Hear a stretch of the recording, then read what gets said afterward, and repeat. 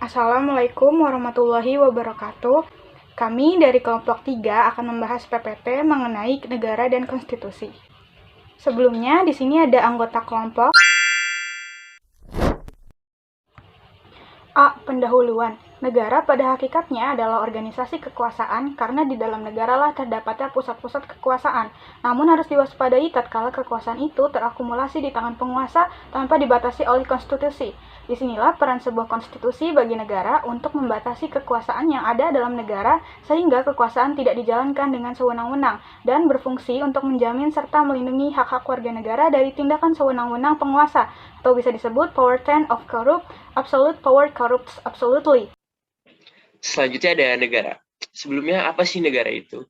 Kalau yang kita tahu, negara itu bisa dibilang suatu wilayah atau suatu tempat, tetapi dia memiliki kekuasaan yang secara sah terhadap semua golongan kekuasaan lainnya dan dapat menetapkan tujuan-tujuan dari kehidupan bersama.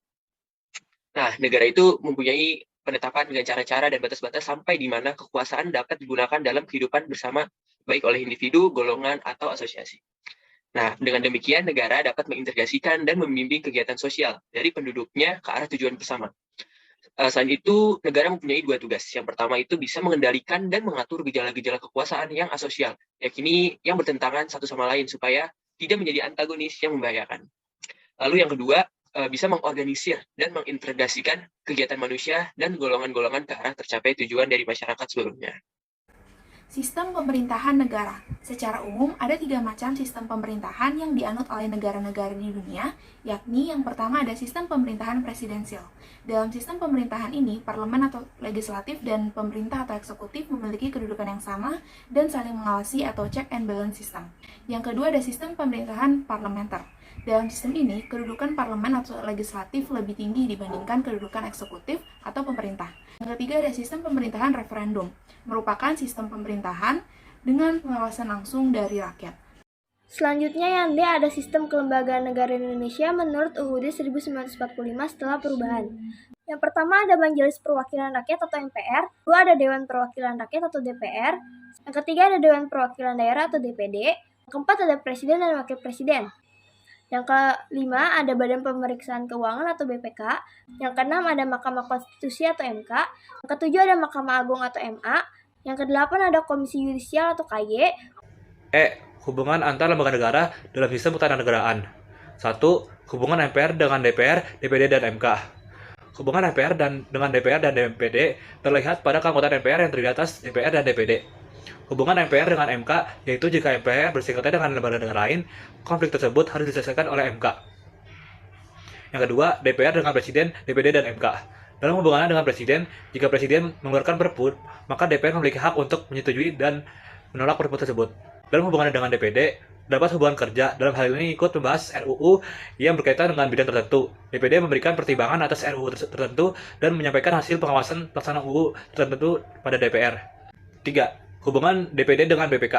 Dalam hubungannya dengan BPK, DPD berdasarkan ketentuan UUD menerima hasil pemeriksaan BPK dan memberikan pertimbangan pada saat pemilihan anggota BPK. Ketentuan ini memberikan hak kepada DPD untuk menjadikan hasil laporan keuangan BPK sebagai bahan dalam rangka melaksanakan tugas dan kewenangan yang dimilikinya. 4. Hubungan KY dengan MA.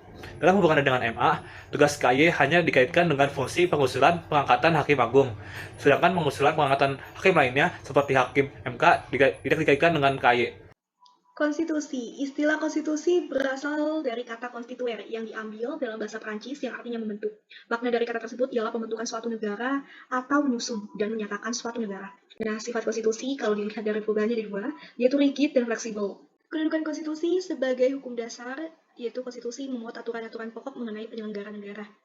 Yang kedua sebagai peraturan hukum tertinggi, di mana konstitusi kedudukannya lebih tinggi terhadap peraturan yang lain dalam tata hukum pada suatu negara. Konvensi. Istilah konvensi dikenal dari penjelasan umum UUD 1945 yang menyatakan bahwa Undang-Undang Dasar Negara hanyalah sebagian dari hukum dasar negara. Nah, Undang-Undang Dasar adalah hukum dasar yang tertulis, dan di samping itu juga berlaku hukum dasar tidak tertulis. G. Beberapa implikasi perubahan UUD 1945 terhadap sistem ketatanegaraan Indonesia. Pertama, MPR tidak lagi berkedudukan sebagai lembaga tertinggi negara dan pemegang kedaulatan rakyat tertinggi. Kedua, dihapusnya sistem unikameral dengan supremasi MPR dan munculnya sistem bikameral DPR dan DPD. Ketiga, perubahan proses pemilihan presiden dan wakil presiden dari sistem perwakilan menjadi sistem pemilihan langsung. Keempat, mekanisme impeachment yang semakin jelas. Kelima, dihapusnya DPA sebagai salah satu lembaga tertinggi negara. Keenam, kekuasaan kehakiman tidak hanya dijalankan oleh Mahkamah Agung, tetapi juga oleh Mahkamah Konstitusi. Untuk kasusnya, kita membahas Perpu nomor 1 tahun 2020 berpotensi melanggar konstitusi. Di tengah merebaknya virus corona, pemerintah Indonesia mengeluarkan 4 aturan sekaligus yang berkaitan dengan penanganan corona. Salah satunya adalah Perpu nomor 1 tahun 2020. Adapun beberapa kejanggalannya, yakni yang pertama, tidak adanya kejelasan tujuan, lalu menghilangkan kekuasaan lembaga-lembaga negara lainnya, dan menganulir beberapa UU lainnya. Oke, yang pertama ada hubungan negara dengan kasus Perpu nomor 1 2020 yang berpotensi melanggar konstitusi. Sebelumnya, salah satu tugas negara yaitu mengendalikan dan mengatur gejala-gejala kekuasaan yang asosiasi, yakni yang bertentangan satu sama lain supaya tidak menjadi antagonis yang membahayakan. Di dalam kasus Perpu ini, tertulis aturan yang berpotensi bisa membahayakan rakyatnya. Membahayakan yang dimaksud di sini karena di era pandemi saat ini, kesehatan dan kemakmuran masyarakatnya lebih diutamakan. Sedangkan di dalam Perpu tersebut, kejelasan tujuan tidak ada kaitannya dengan pandemi COVID. Justru Perpu tersebut hanya membahas tentang kebijakan keuangan negara dan kebijakan stabilitas sistem keuangan negara. Nah, peran negara untuk kasus ini sangat dibutuhkan untuk mengurus tata tertib serta keselamatan kelompok atau beberapa kelompok masyarakat tersebut.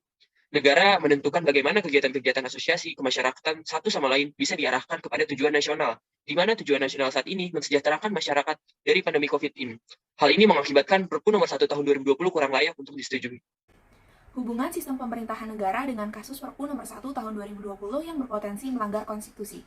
Kasus Perpu nomor 1 tahun 2020 dengan sistem pemerintahan negara Indonesia, yaitu sistem pemerintahan presidensial ini, secara tidak langsung memiliki keterkaitan, di mana sistem pemerintahan yang ada saat ini menunjukkan bahwa parlemen atau legislatif dan pemerintahan atau eksekutif memiliki kedudukan yang sama dan saling mengawasi atau check and balance system.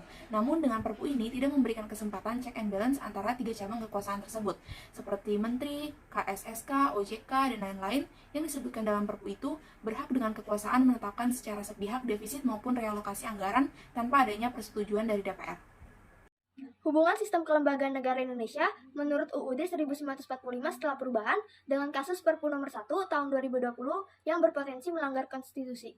Pada kasus, Perpu ini tidak memenuhi syarat saat dikeluarkan dan juga tidak memenuhi unsur pembentukan peraturan perundang-undangan sebagaimana diamanatkan oleh Pasal 5 UU nomor 12 tahun 2011 tentang pembentukan peraturan perundang-undangan. Disetujuinya Perpu ini berarti DPR menyetujui adanya pembentukan suatu pemerintahan yang otoriter dan kewenangan jumbo yang merugikan semua pihak, sehingga berpotensi akan mengulang kembali kesalahan-kesalahan di masa lalu terkait penyimpangan-penyimpangan yang terjadi karena mendapatkan legitimasi secara yuridis. Sehingga kesimpulan pada kasus ini ialah lembaga negara yaitu Presiden membuat Perpu ini tidak sesuai dengan ketentuan yang berlaku. Hubungan antar lembaga negara dalam sistem ketatanegaraan dengan kasus Perpu nomor 1 tahun 2020 yang berpotensi melanggar konstitusi. Dengan mengaitkan hubungan antar lembaga negara dalam sistem ketatanegaraan, kasus Perpu nomor 1 tahun 2020 ini menghubungkan Presiden dengan DPR. Sebagaimana yang termuat dalam pasal 22 ayat 1 UUD 45, Perpu adalah peraturan pemerintah pengganti undang-undang. Perpu ini dikeluarkan oleh Presiden sebagai pengganti undang-undang jika dalam hal ikhwal kegentingan yang memaksa.